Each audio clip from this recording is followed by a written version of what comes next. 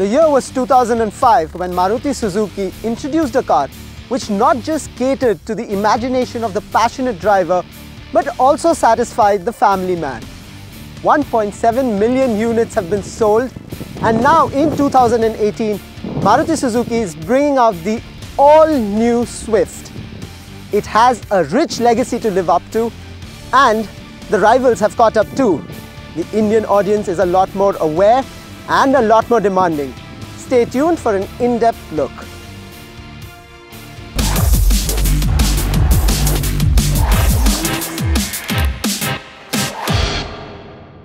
There are several new design elements on the all-new Swift, primarily highlighted by the single aperture front grille, which looks really good on the car's profile from the front. There are also sharp LED projector headlamps, which you expect from all newer cars which are looking to make a mark as far as design is concerned. The side profile is again a very forward and very aggressive profile, and you can clearly see that the stance is moving forward. The AGS variants get silver cut alloys, the top end manual gets diamond cut alloys, while all other variants get wheel caps. The floating roofline design is also something that Maruti has been trying for some time now, and it has worked for most parts, and definitely works on the Swift as well.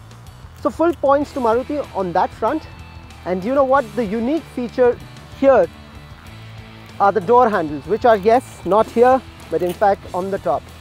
Whether it's a hit or a miss depends on subjective opinions and viewpoints, but yes, full marks to Maruti for trying something really unique, something we've seen in the past in other cars, but definitely not in any of the Maruti Suzukis. The rear profile of the Swift also gets changed. It looks slightly similar to some of the rivals on the road, but yes, the LED tail lamps look really sharp. You know what?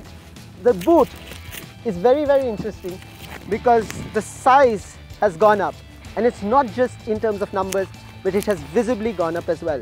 The car is also wider and has a longer wheelbase, and Maruti Suzuki claims that there is more space on the inside, not just in the boot, but also for rear and front passengers.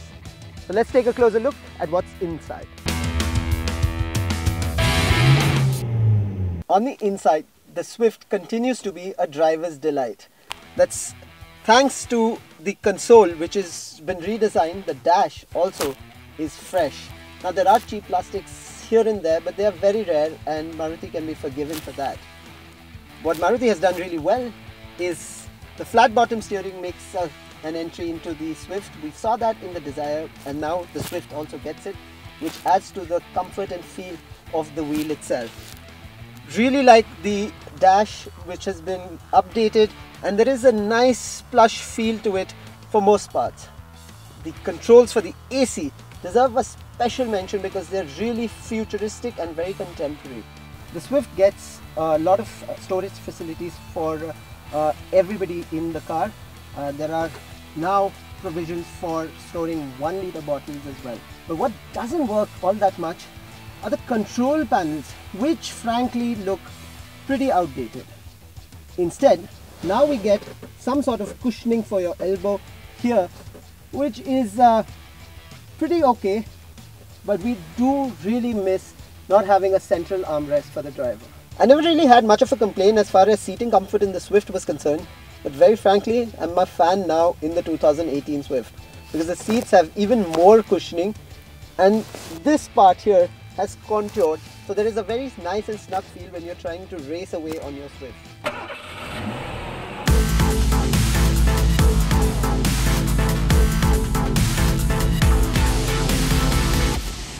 Maruti has not tried to fix what is not broken, and what was never broken were the petrol and diesel engines on the Swift. All the petrol and diesel engines have been carried forward to the 2018 Swift, and in addition you have two automatic variants as well, one for the petrol and one for the diesel, which is what we're driving right now. And we've driven it extensively as part of this review, and we're very positive about what this car has to offer. Now remember, the diesel on the Swift has been one of the most talked about and one of the most appreciated in its segment. The thrust, the throttle, the power the aggressiveness of the Swift, the DDIS engine under the hood, has been very, very appreciated around the world. Now, what happens in the AGS version is the power is slightly less, but what you lose in terms of power, you gain in terms of comfort. This is a very, very refined diesel engine. It's not that the power is absolutely lagging, it's still there, but yes, only and only when you compare it to the manual diesel version that you'll probably feel that you need to push a little harder.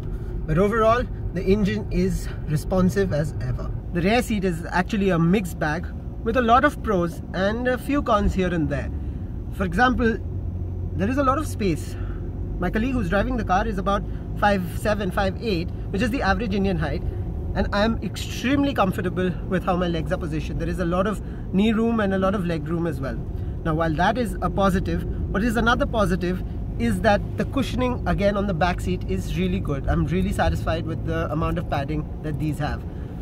If only they were a little contoured, the snug feeling which we spoke about earlier in the front seats would have been in the back seats as well. What I do not like in the rear is this jutting out right here, which remember is the door handle, which now is not really on the door where it usually is, but right here.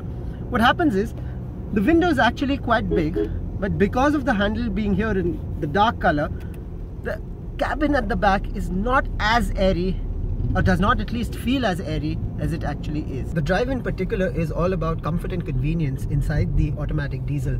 There is that slight input that is required from the driver, but that's not a lot, and the fact that there is an automatic option in the Swift now should excite a lot many prospective buyers.